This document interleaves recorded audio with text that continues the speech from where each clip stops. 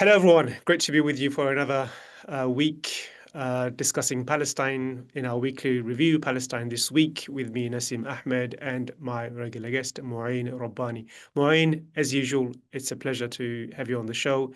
Thank you for joining us. Well, and thank you once again for having me, Nasim. It's always a pleasure to join the program. Likewise, I mean, I know you are unwell, which is why we're recording on a Wednesday instead of the Tuesday. So this episode will be going out tomorrow, Thursday, the 30th of October. So I hope you're feeling better, by the way. I am, thank you. Yeah, just a So day under the weather. yeah, so we'll begin with the ceasefire. I guess we must because Israel has killed a number of Palestinians in the Gaza Strip, which takes a total since October 10 to 211 since the ceasefire was declared. Not much of a ceasefire. No, not much of a ceasefire. And then we'll discuss the terrorism of Israeli settlers in the occupied West Bank. Um, we touched on this topic last week, but we didn't really speak in detail about the ICJ's judgment concerning Israel's obligation regarding UNRWA. Mhm. And then we'll have a segment where we'll discuss how the US is doing Israel's PR. And within that, we'll speak about new revelations about the killing of Shireen Abu Akleh and a couple of other topics. But let's begin, as I said, with with Israel violating the ceasefire agreement, not for the first time. It's happened many, many times. And last week we spoke about how when it comes to Israel, one side ceases, but Israel continues to fire and kill and has been violating the ceasefire at least, I think, over 40 times or just over the past couple of weeks. So Hamas has come out and said that, has no reason, no intention of delaying the transfer of the handover of the bodies, which Israel has used as an excuse to violate the ceasefire agreement. But what's your take on that? There's been a number of reports. There's been statements by Trump himself, President Trump, saying that Yes. Israel he will not allow the ceasefire to be violated, and he's kind of calling the shots. So what is happening here? Yeah.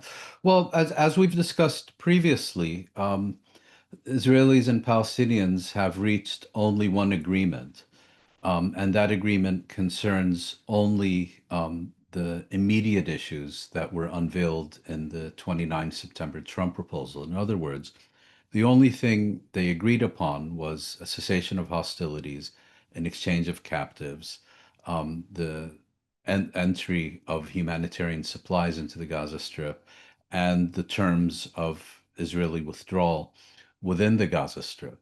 And of course, Israel was dragged into this agreement very reluctantly and only on account of pressure from the Americans. Now, the focus is quite rightly on armed violations of the ceasefire because people are being killed. I mean, just yesterday, Israel killed over 100 Palestinians, including dozens of children.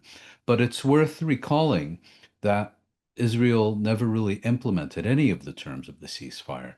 It did not fully withdraw to the line that had been agreed in the agreement. It has allowed in only a fraction of the humanitarian goods and supplies that it committed to allowing entry into the Gaza Strip. It did not release the full number of prisoners that it agreed to release, nor in the categories that were agreed to be released. And it never ceased fire. It's true that the intensity of the genocidal military campaign has reduced very, very significantly, but people are still being killed, overwhelmingly unarmed civilians on an almost daily basis.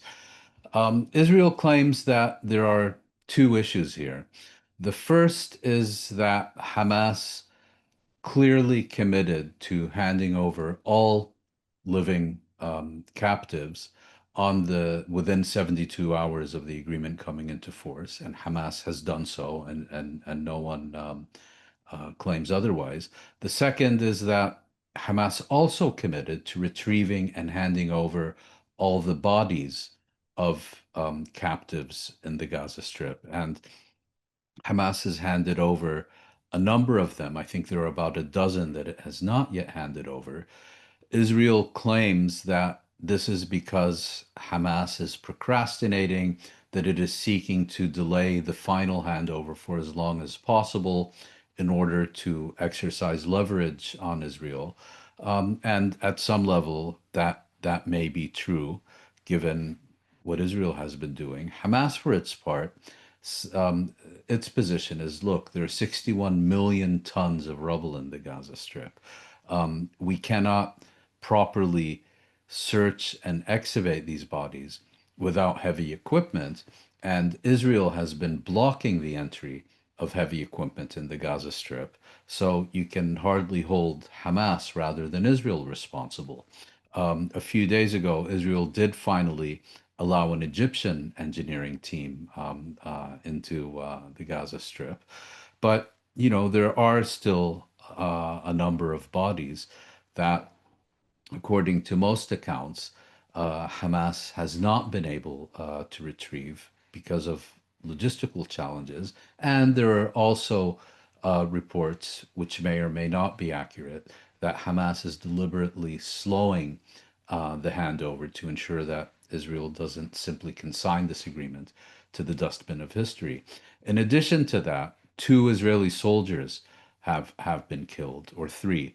In the first instance, I think it's now clear, I think this was last week and we discussed it, that the soldiers died because their armored personnel carrier or tank recklessly drove over unexploded Israeli ordnance or a landmine that had been there, placed there months before. Yesterday, another Israeli soldier was killed, and Israel claims it was an attack launched by the Palestinians.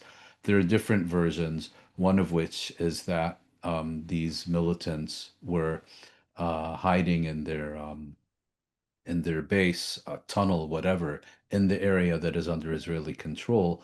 And when they were discovered by Israeli forces, they opened fire in self-defense and killed an Israeli soldier. Israel responded as it always does. It launched a furious bombing campaign throughout the Gaza Strip that killed at least 104 people, wounded hundreds of others, dozens of children, and so on, and has now stated that it is once again instituting the ceasefire. The broader question is, what exactly is Israel doing? Well, bear in mind, first of all, the key issue that Israel was reluctantly compelled to enter into this agreement and to begin implementing it. Secondly, we've seen this whole procession of senior American officials flying to Israel and meeting with Israeli leaders. And the press, Israeli Arab International, has referred to this phenomenon as Bibi sitting in reference to Netanyahu's nickname. What they mean by that is that the Americans are acting to ensure that Israel does not unilaterally abrogate this agreement, as it has repeatedly done over the years. There's now an American base within Israel. It's called, I think, a coordination center or some such, and there have been persistent reports that Israel has been told in no uncertain terms that any significant military action it undertakes in the Gaza Strip first needs U.S. authorization, U.S. Permission.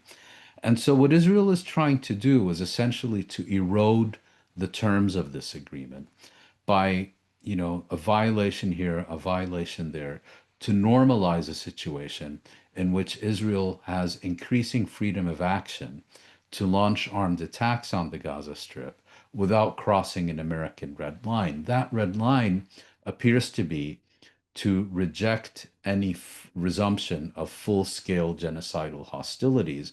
But below that threshold, it appears to be willing to indulge the Israelis. And I think the key issue is that the Americans either fail to understand or refuse to understand that what Israel is doing is to wage a war of attrition against the agreement, to erode its terms in practice so that it becomes a dead letter. I don't think Israel is going to formally renounce the agreement because that could create an issue with the Americans, but it is seeking to transform it into an agreement in name only, under the terms of which Israel has full freedom of action to do whatever it wants. And if Palestinians respond, that is considered a brazen violation of the ceasefire. So it's very similar to the situation we have in Lebanon. Final point is this close American supervision of the Israelis also means that anything the Israelis do in the Gaza Strip now indisputably enjoys either American support or American passive acquiescence. So any excuse the Americans may have had in the past about not being directly involved in Israel's genocidal military campaign and starvation policies and so on towards the Gaza Strip um, now has become completely untenable. Mm. On the attack that happened in Rafah, I think there's one thing that's been common, well, a trend over the past 2 years is that Israeli newspapers have always have been more frank and open about exactly what's happening, more so than the Western newspapers. Very much And so. yeah, and in a Hebrew newspaper said that the attack was most likely carried out by militants who clashed with the IDF force, but not connected to Hamas in any shape or form. It went on to say that they were probably trapped in the tunnel and they came out all guns blazing. That's probably what happened, and they were not probably aware of the ceasefire. That's what the Hebrew newspapers were saying. So that's not something you'd hear in Sky, for example, or the BBC or the New York Times. Oh, But they never. seem to, yeah, but they seem to be open, that they're more honest about exactly what's Yeah. happening. Yeah. Can I just make one point about that before we move Sure. on? Or were you still addressing that same No, point? sure. Yeah, carry on. Well, look, you have a situation in which you still have Palestinian militants operating in the territory that is under Israeli occupation. I mean, find me one occupation where you don't have resistance. And assuming the soldier was killed in a firefight, the version we're hearing in the Israeli media may well be correct that they were not engaged, that the Palestinians were not preparing an offensive military operation, but when discovered by the Israelis and attacked by them, they engaged in self-defense. There's another possibility that they were carrying out an attack as directed by their political or military leadership in Hamas. And then there's another possibility, which I think will become increasingly likely with the passage of time, that you will have disaffected members of the Hamas military wing or of other Palestinian organizations that are no longer prepared to abide by a ceasefire agreement that applies to them only and will begin to initiate attacks against Israeli occupation forces. So all these things hang very much in the balance. And the other factor, of course, is that there are still no foreign journalists permitted entry into the Gaza Strip. And if you look at all the main media organizations, they seem to believe that they have a moral and political and ideological obligation not to complain about this and to accept they seem to think that professional journalistic standards in this particular case requires them to remain completely silent about Israel's systematic refusal to allow them access to what is clearly the world's largest crime scene. Hmm. And on that, there was a report this week, Israel preparing for a scenario where foreign journalists would be allowed in, and they're basically getting their talking points in order. They're having meetings in highest officials to basically come up with a narrative where the destruction in Gaza is blamed on Hamas somehow. So I don't know how long they can continue to prevent foreign journalists from going in. Oh, for a very But long time, because the journalists seem very comfortable with it. yeah, we'll see how that plays out. Of course, we're still in the first phase.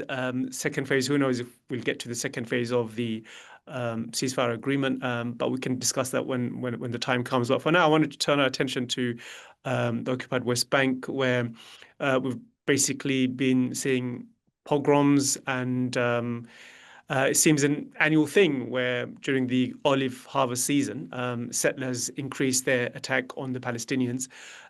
This year, from what I've seen, olive harvest is expected to go down dramatically from 22,000, which is what the tons, which is what Palestinians normally harvest, to something like 7,000 tons, the lowest in decades, because of the settler attacks on the Palestinians. And I read an interesting report in the International Crisis Group, just going into detail about the response of Western governments to the settler attack. And their point was basically, they're incapable of reining in the settlers and the terrorism carried out by the settlers, because they see settlers as a kind of bad Rogue apple, element. a bad apple. But ultimately, what they're saying is that these sanctions on individual settlers is not going to work unless the West recognizes that settlers are part and parcel of the Israeli machine, the machine to annex, colonize, and take over the whole of Palestine. Until they get their head around this simple fact, which to you and I is very, very clear, there is no way they can address this issue by individually targeting individual settlers. And I thought it's a very, very important point to make, and it was clarified in detail by International Crisis Group. But what has been your take on this? I shouldn't say uptake. Every harvest season, settlers go on a rampage. We've seen pogroms, we've seen villages burnt and razed to the ground in the West Bank over the past year, 2 years. What has been your take, especially over the past week or so? Well, first of all, the International Crisis Group, which where I worked for a number of years, is entirely correct. The settlers are kind of the stormtroopers of Israel's project of colonial expansion in the West Bank. They are essentially serve as auxiliaries of the Israeli military. They are armed by the state.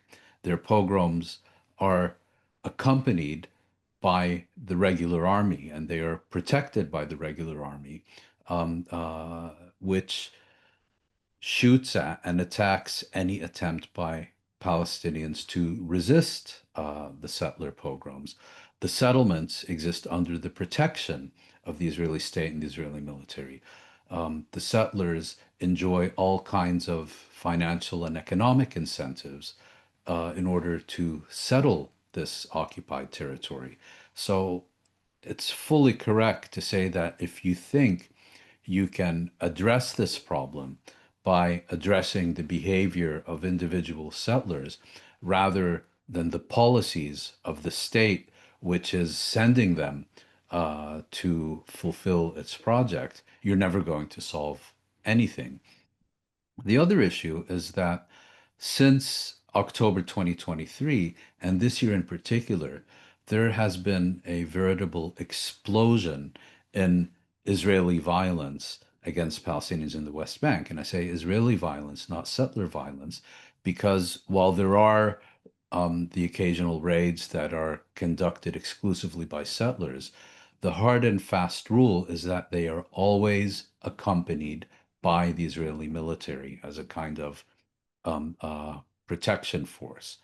And that violence tends to be heightened around the time of the olive harvest. So now we see these settlers, from the United States, Russia, France, wherever, claiming they've been rooted into the land since the time of the dinosaurs, spending most of their time trying to cut down and destroy olive trees and olive groves that have been there when their ancestors were still living in caves. So the agricultural and ecological destruction has been absolutely enormous and met with essentially nothing but absolutely shameless silence from the West, which still encourages its companies and corporations to operate within these occupied territories, which maintains the economic viability of the settlement enterprise by welcoming their illegal products into its markets. And the kinds of sadistic attacks we're seeing. There's a American correspondent in the West Bank, Jasper Nathaniel. He was caught up in one of these settler pogroms in which an elderly Palestinian woman was beaten unconscious, and he was directly threatened. When he contacted the U.S. Embassy to Israel to seek their assistance, they basically told him to go to hell. Yeah, you may be an American citizen, but we are with Israel even when it's against our own citizens, because Israel is considered a more sacred entity than the U.S. when it comes to these issues. But the price that Palestinians are now paying in terms of intensified and accelerated land seizures, intensified and accelerated depopulation of particular areas of the West Bank, explosion of violence compared even to recent years, record numbers of killings of Palestinians, including children. It's really off the charts. And again, Israel's Western sponsors and allies seem to be hoping that by focusing all their attention on this Gaza ceasefire proposal, that no one will notice. You mentioned the explosion of violence and historical levels of attacks. Um, I watched this podcast yesterday by this Israeli commentator by the name of Ahmed Sigal. He's a commentator on Israel Channel 12. So he's in a podcast with Ezra Klein. And I watched it because it gives you a sense of the mindset of where Israel is heading and how Israel is processing what's happening in Gaza, and also how they think about the West Bank. And of course, this guy, Amit Sigal, he's a staunch. He lives in a settlement. He's on the right of even Netanyahu, and he made an interesting observation about where Israel is, and he said that the reason Israel after Trump came into power, the second term, they looked at Trump's language where he said that he'd like to take Canada, take Greenland, and he spoke about Panama, annexing Panama. And the message which the Israelis got from Trump's language was that borders are no longer unviable. We can breach any border we like. Not that Israel hasn't done this before, but they got this even a greater sense that the rules of the game are not the same anymore. We have someone in Washington who thinks like the Israelis and who will support who does not see borders as a kind of a sanctity. You cannot violate the borders, and this is why one of the explanations. This is why Israel is accelerating its takeover of the West Bank in a manner it's not done before. It's openly carrying out pogroms on Palestinian villages in the West Bank because the rules of the games are no longer the same. It sees in Washington President Trump, who's allowed all kinds of violations to take place, someone who's friendly to the Israeli narrative.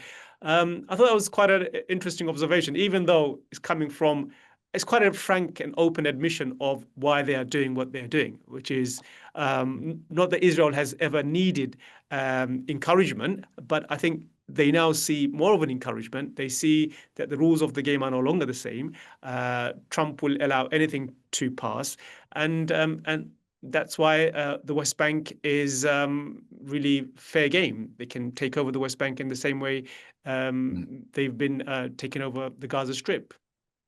Yeah, I don't find that particularly convincing, and it's kind of, to me, sounds like an attempt to shift responsibility for what Israel is doing upon others rather than take responsibility. And there's a very easy way to look into this.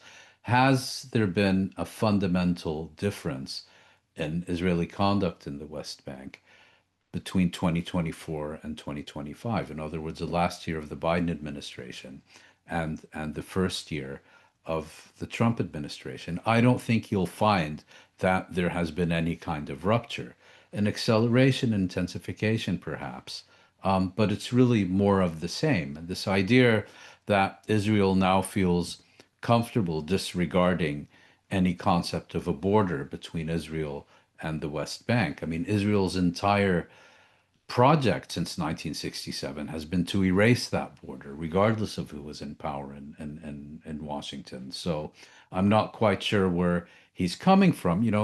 We have to remember also, Amit Segal is the son of a convicted terrorist, and while of course no one is responsible for the sins of the father, he seems quite eager to follow in his father's footsteps. And this idea that, somehow Israelis have suddenly discovered that they can do as they please and get away with it. Well, I mean, anyone who says that is embarrassingly ignorant about Israeli history and policy, and particularly its history and policy in the West Bank. Well, my overriding sentiment watching that hour and a half long interview is it's just how Israel basically occupies an alternative universe. It lives in an alternative universe and it Yes, wants to that's certainly drag true. the world into this alternative universe of lawlessness. And I think he lives in that universe, and he was rationalizing that lawless universe and Sounds right. how they can actually drag the world into that universe. And that's my abiding and the overall sentiment from watching that conversation. But anyway, I want to turn to, as I mentioned, last week's judgment by the ICJ concerning UNRWA. UNRWA, of course, I mean, the ICJ last year, 2024, also passed a judgment on the West Bank, declaring that it is illegally occupied. Israel has an obligation to withdraw from the West Bank, and the international community, every single country, has an obligation, therefore, to not support Israel in its continued occupation of the West Bank. The ICJ also issued a judgment last week on UNRWA following a request by the United Nations, and the judgment basically said that Israel's allegations against UNRWA is false, and it needs to reassert UNRWA's mandate to be able to work and coordinate its programs in the Gaza Strip and in the West Bank. So, what were the key things for you from that judgment? Given we touched on it last week, but we didn't really have time to speak in detail. Well, quite a few. Just to briefly remind ourselves, the International Court of Justice issued what's known as an advisory opinion. An advisory opinion is basically a ruling offered by the court in response to a request for clarification on a particular point of international law by the General Assembly. What happened here is that after Israel basically banned the United Nations from operating in the Gaza Strip because it replaced them with the GHF death squads, and then designated UNRWA as a terrorist organization, something which I think is unprecedented in the legislation of any country since the United Nations was formed. It was, I believe, Norway took the initiative to produce a resolution in the United Nations General Assembly asking the court to give its advisory opinion on the responsibility of Israel as an occupying power towards the operation of the UN and its agencies, international organizations, and third states within occupied territories. And so the verdict from the court came on the 22nd of October, and it's absolutely devastating for Israel. It basically said that the UN has key immunities under the UN Charter and all the rest of it, and that the UN can in no way be prevented from operating in the occupied territories by the occupying power. And then it moved on to a series of clauses specifically addressing UNRWA. And it made clear that Israel, in its submission to the court, provided absolutely no meaningful evidence to substantiate its whole series of wild accusations against UNRWA, and therefore had absolutely no leg to stand on in its efforts to ban UNRWA. And why is Israel trying to ban UNRWA? Well, the court made clear that UNRWA is the key agency tending to the emergency needs of the Palestinians, particularly in the Gaza Strip, and must be allowed to operate. And it's a quite long ruling, which gets into all kinds of other issues, but for our purposes, those are the main ones. And of course, Israel and its flunkies immediately responded, "Oh, this is just an advisory opinion. No, people can feel free to respect it or disregard it." Well, no, that's not how advisory opinions work. Advisory opinions provide the international community with the court's authoritative opinion on what is already binding international law. The only thing advisory opinions are not permitted to do is to basically pronounce on new issues of international law. But what the court said about existing international law is absolutely binding on the UN, on its member states, and certainly on Israel. But Israel, as you might expect, a typical hysterical reaction. The court doesn't know what it's talking about. The only one who understands international law is Julia Sebutinde, who, of course, feels that, she is under an obligation communicated directly to her from God to do Israel's bidding in the International Court of Justice. And it's an absolutely devastating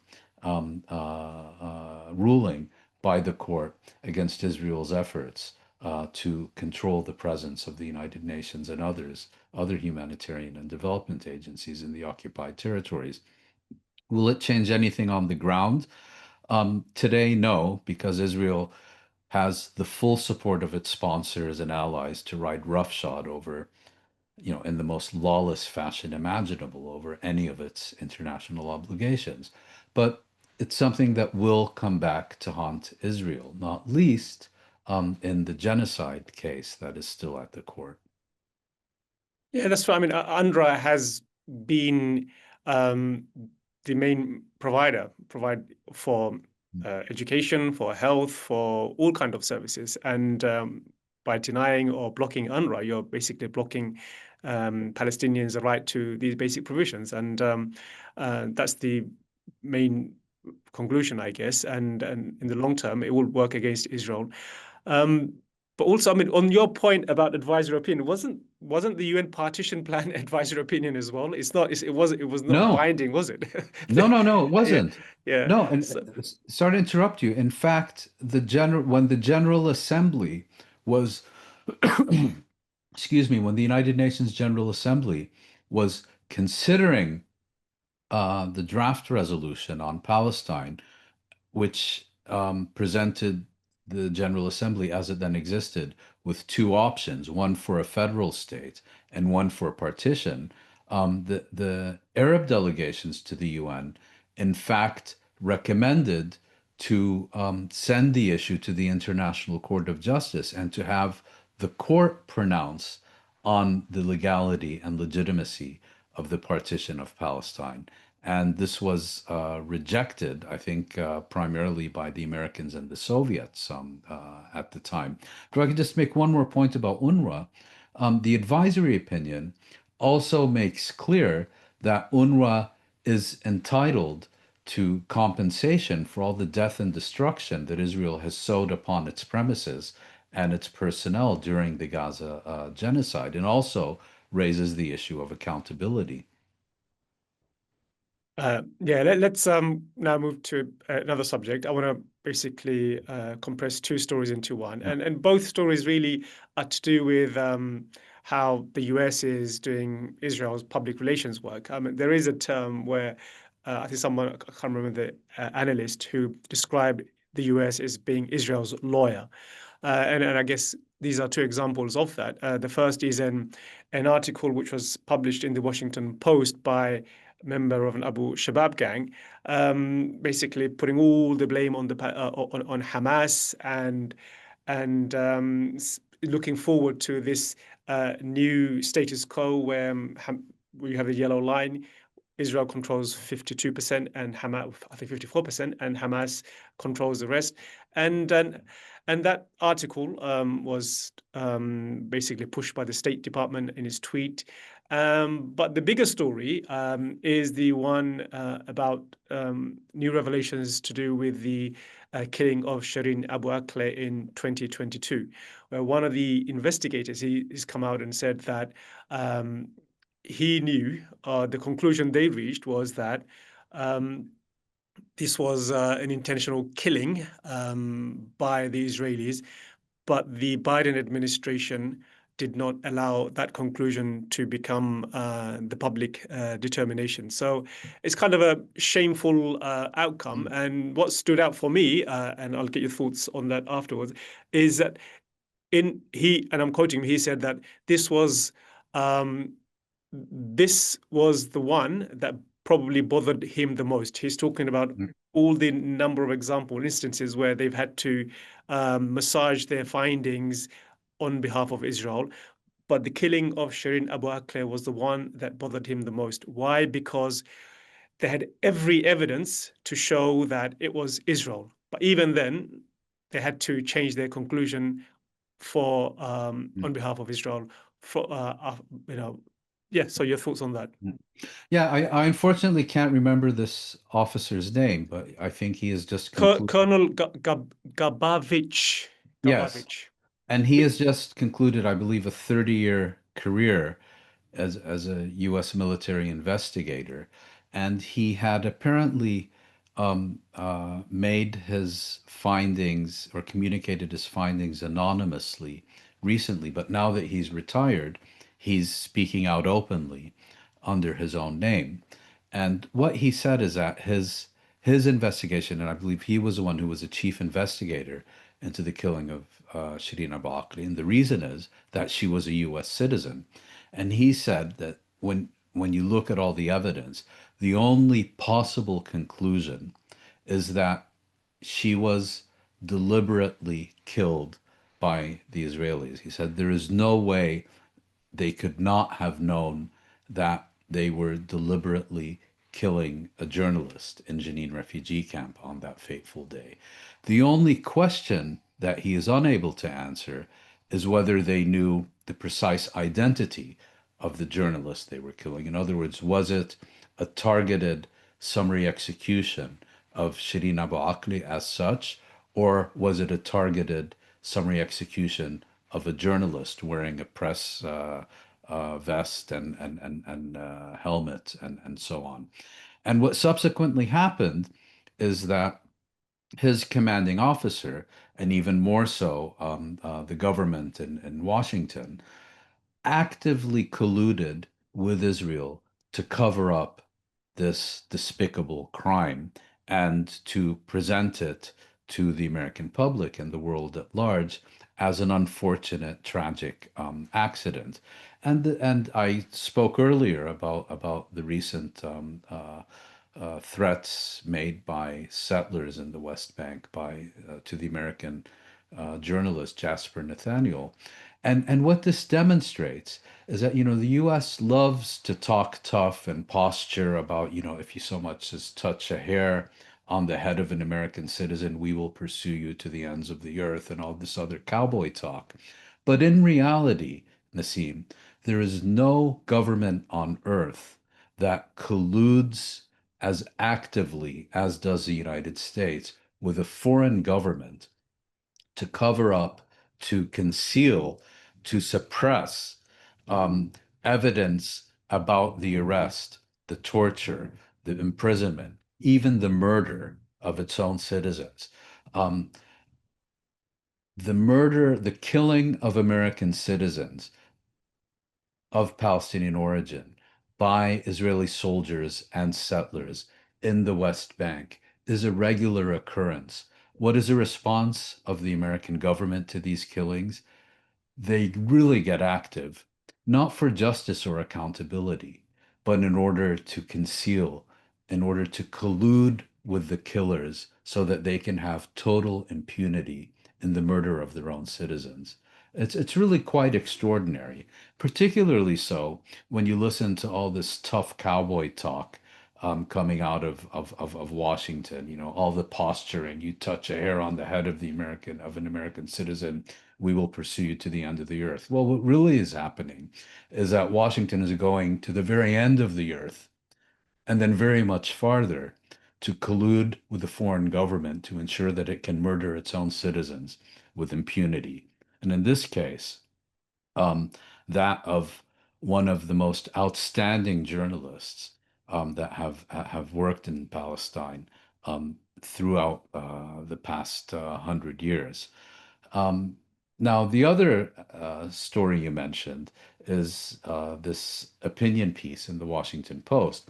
There was a similar opinion piece a few months back in the Wall Street Journal, and quite clearly there's some PR firm beholden to Israel that is placing, um, this let's not forget, we're talking about a convicted drug dealer who is known to have links to ISIS and now basically has open access to the most influential publications of the U.S. media. I mean, that should tell you something. You know, when Jeff Bezos purchased the Washington Post, and then later started pushing people out, he said, I think when he refused to let the Washington Post's editorial committee make an endorsement for last year's presidential elections, he said he wanted the opinion pages to focus on promotion of free enterprise, I think, or maybe selling Amazon products or whatever. And recently, one of their star opinion columnists, Karen Attiya, an African American in the literal sense of the word, she's from Ghana, I believe, was fired for saying something perfectly normal that Bezos didn't like about Charlie Kirk. But giving this terrorist with links to ISIS an opinion column in in the Washington Post is considered perfectly normal. And on top of that, as you mentioned, it was then tweeted out by Little Marco for a big Israel department, the U.S. State Department. It's beyond words. But this is the U.S. media environment. You know, if you're speaking out in support of Israel, in support of its occupation, in support of its apartheid, in support of the Gaza genocide, there are no restrictions whatsoever on your quote unquote freedom of expression. In fact, you can say anything. You can pull facts and opinions and realities entirely out of thin air, and it will be considered professional, responsible journalism. But if you actually do professional, responsible journalism and start telling the truth about what is going on in the Middle East, in doing so, you are risking your entire professional career. Yeah, and with Shireen Abu Akleh, I mean, same patterns at play. I mean, here you have an example of the US knowing that she was intentionally murdered, and they helped cover it up. Same thing is happening here. The US is laundering Israel's lies, knowing that there's genocide going on, but still is helping Israel to cover up this the biggest crime of our generation. And it's the same pattern that's with every single crime that Israel's carries out. The US is the first to act on Israel's behalf as Israel's lawyer, and that's something deeply ingrained in the psyche of every single person that occupies the White House and the various important administrations. Let's move to another story, which is Abbas, Prime Minister Mahmoud Abbas, President, sorry, Mahmoud Abbas, appointing his successor by the name of Ali Hussein al-Sheikh. Hussein al-Sheikh. I mean, who is this person? I mean, from what I've read, he has very close ties with Israel, with the US. The last opinion poll about him showed something like 18% approval for him. Why announce this appointment now when Hamas is seeking some kind of a national reconciliation to run the Gaza Strip? Why make this announcement now? And who is this person? Yeah, I mean, Hussein al-Sheikh is actually one of the very few people in the Palestinian leadership who can successfully compete with Mahmoud Abbas in an unpopularity contest. And as you mentioned, he does quite well in that department. Hussein al-Sheikh is a Fatah leader from within the West Bank, who was actually a fierce rival of the imprisoned Fatah leader, Marwan Barghouti, and has managed to successfully rise through the ranks, particularly after the second Intifada, and then was then appointed as the Minister of Civil Affairs, which means that he is the primary Palestinian Authority official responsible for coordination with Israel. And he is very deeply loved by the Israelis because he is basically their primary interface for relations with the Palestinian population. And he is known as someone who, at the end of the day, will always do the Israelis' bidding, who has always argued that Palestinians need to do Israel's bidding in order to achieve their rights, and not realizing that by doing that bidding, you're never going to achieve any of your rights. He's also very well liked by the Americans, even if they have a preference for someone with a more identifiable security background, like Majid Faraj, the head of General Intelligence. But in recent years, he has become the undisputed favorite of Mahmoud Abbas, particularly after the death of Saab Arakat during the COVID pandemic. And he has been giving him increasingly senior positions, most recently as Deputy Secretary General of the Executive Committee of the Palestine Liberation Organization, and has now basically been formally anointed as Abbas's successor. Well, the problem for Abbas and for al-Sheikh is that's not exactly how it works, because this isn't a monarchy.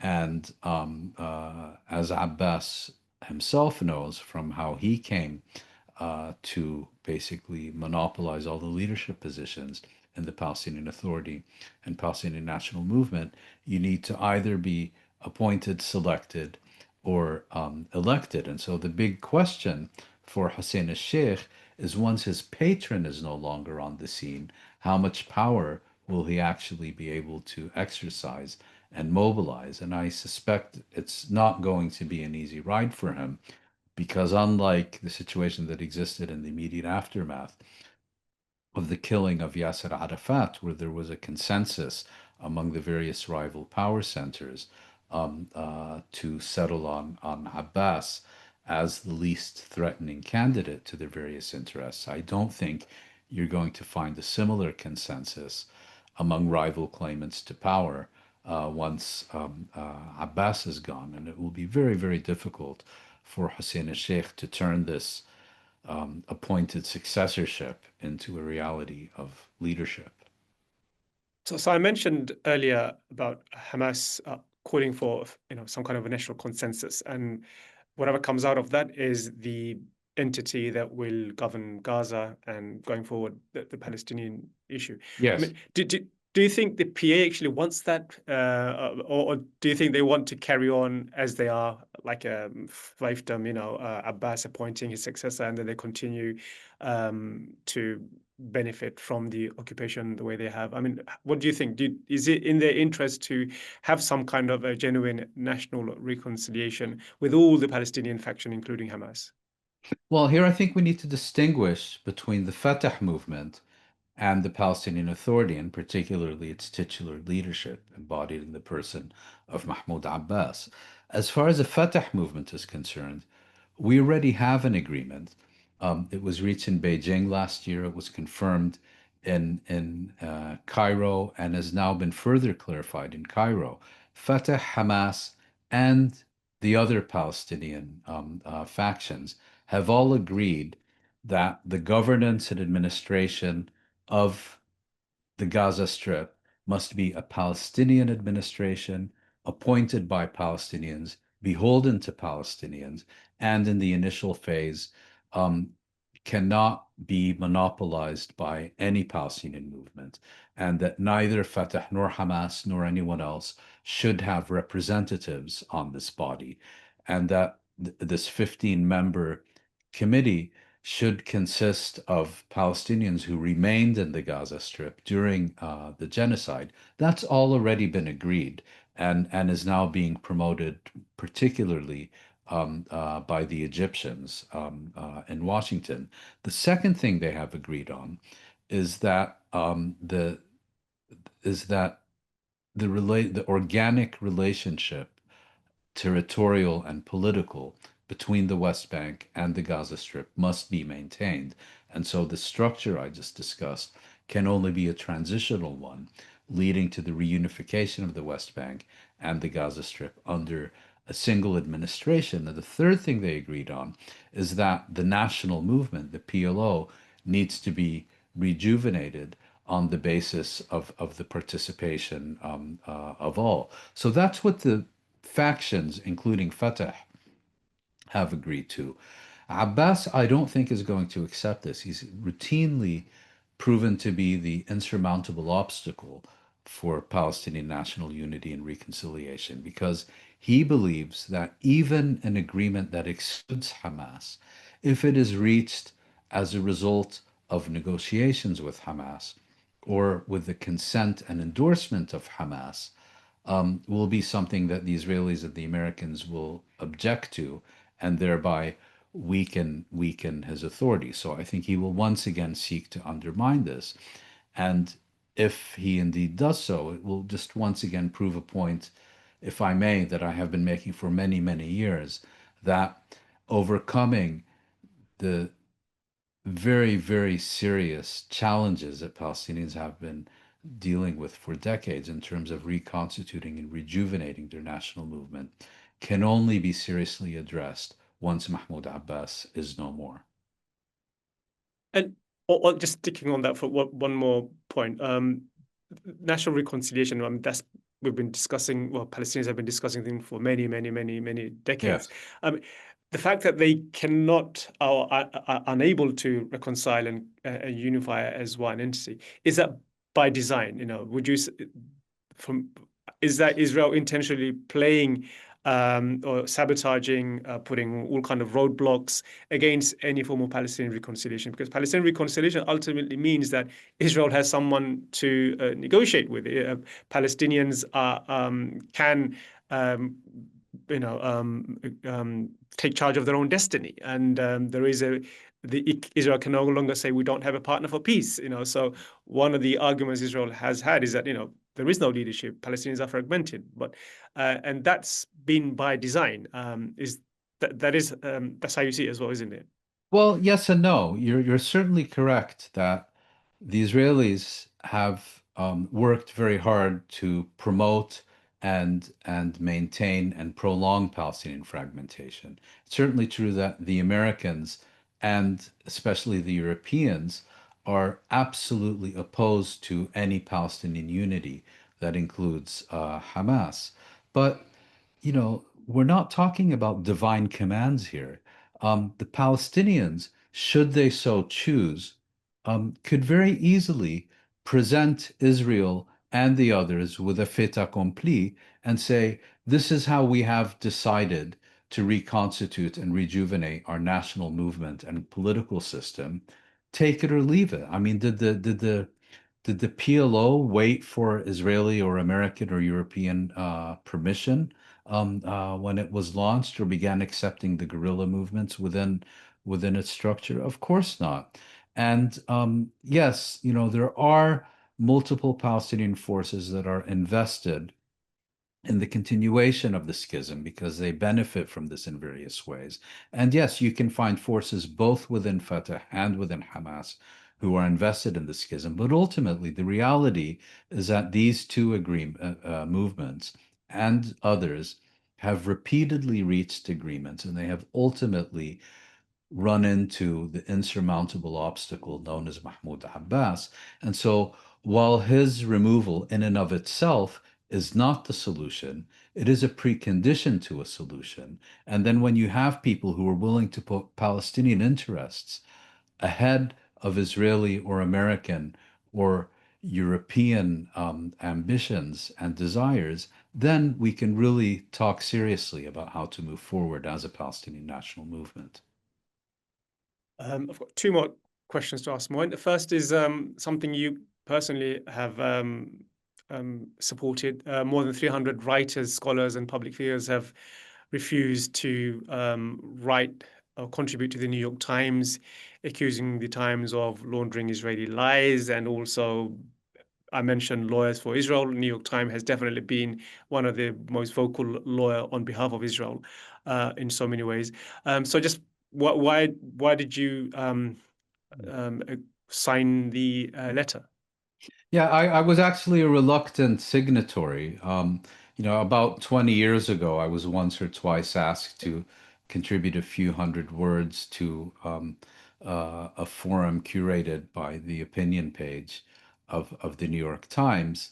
But I've never been invited to submit an opinion piece on its editorial page. And I was concerned that it would be a bit presumptuous of me to sign a statement announcing my refusal to do something I haven't been asked to do and have no intention of doing. So that's kind of my personal consideration. But ultimately, I did sign it because I found it to be a very valuable statement of seeking to hold a primary institution of journalism accountable to the basic minimum professional standards of journalism.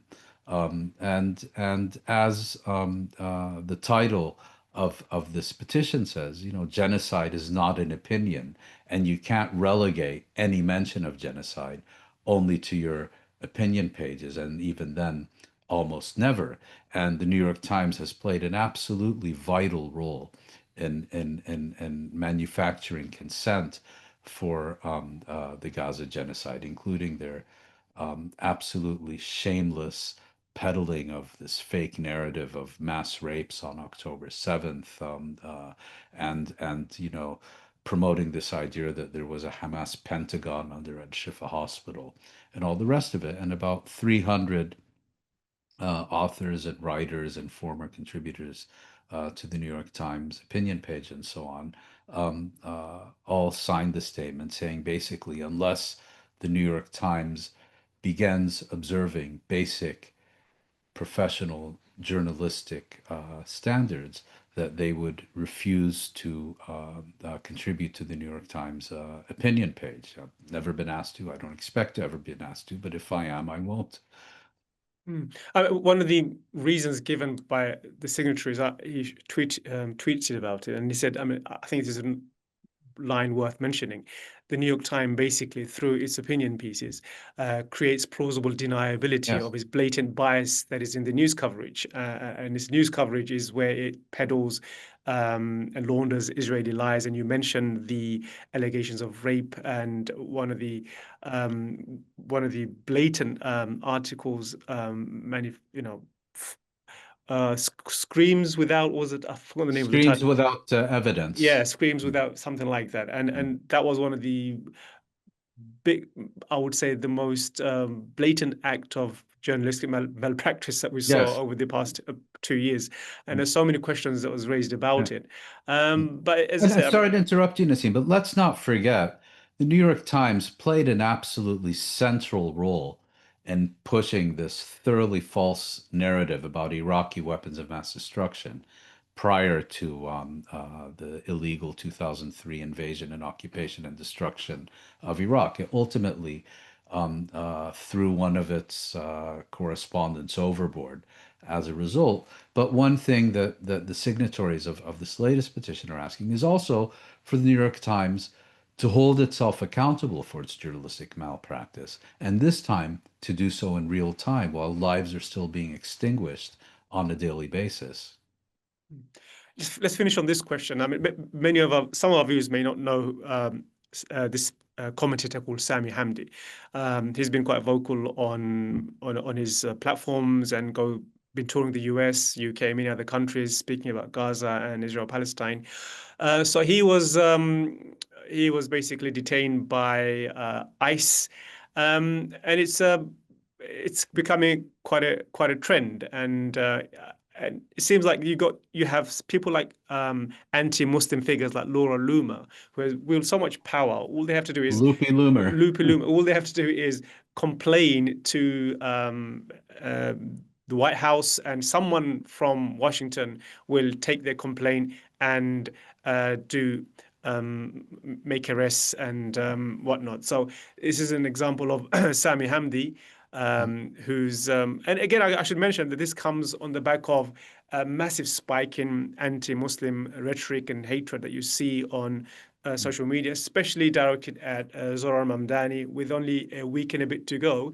The entire week, you saw non-stop hatred being peddled on Incitement. X, incitement to hatred, and I would say violence in some cases.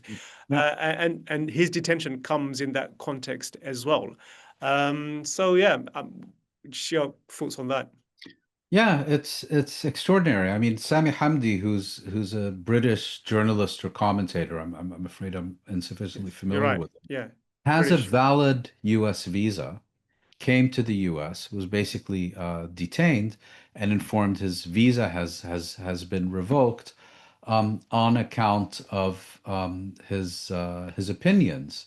And there have been pictures circulating of him supporting the October 7th attack. And basically, it's ultimately about him not following the ideological prescriptions. I mean, let's be clear.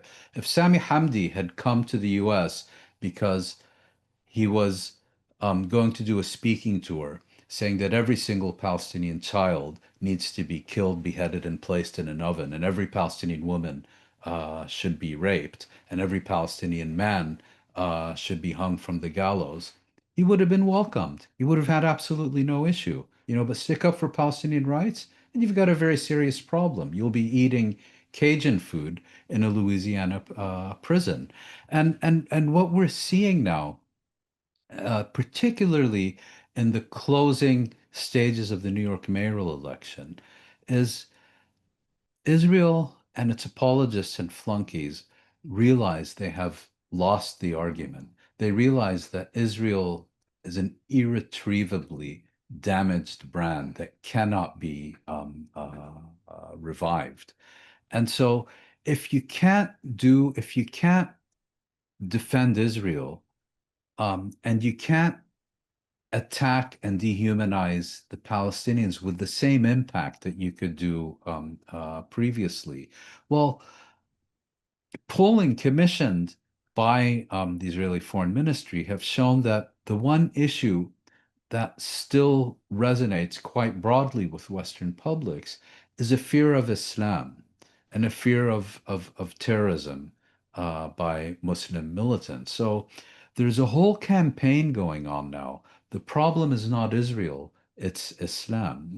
And Islam is, of course, the centralized living organism to which every single Muslim belongs, and kind of like ants or bees in a colony. Everyone is given their specific task about how to Islamize the entire world, and you're now seeing a level of how should I put it? A campaign. Yeah, Malevolence. yeah, a campaign. It's not a campaign against Islam in the sense of people having theological arguments about, whether they think it's a legitimate religion or whether it's a false religion or whether, Christian or Hindu theology is superior to. It's not about religion. It's really a campaign against Muslims. It's and focused on Muslim immigrants in the West. So as it claims to be about religion under the pretext that Islam is a political ideology and not a religion. But all this stuff you see has very little to say about Islam as a religion, but very, very much to say about Muslims, or people perceived to be Muslims as people. And And I think this your is observation that will make sense, because if on the issue of Israel-Palestine, you see there's a massive fracture within the uh, right, but on the issue of Islam, those fractures do not exist. Even those who are opposed to Israel's genocide in the Gaza Strip, uh, people like Marjorie Taylor Greene, on the issue of Islam, I think they will yeah. fall in line, and Yep, they it's will, all they have left. yeah. It's all they have left. And so, and you see this even particularly now with the mayoral candidacy of Zohran Mamdani, um, where he's basically being made out to be kind of, the supreme leader of Iran and the head of Al-Qaeda and the supreme guide of the Muslim Brotherhood. You know, it's really incredible. And you now have open demands by sitting members of Congress and senior officials in the administration calling for him to be deported. I mean, if you want any confirmation that he's about to win, well, if the line of attack against him now is he needs to be denaturalized and deported, I take that as confirmation that those making these calls really know what the result is going to be on November 4th.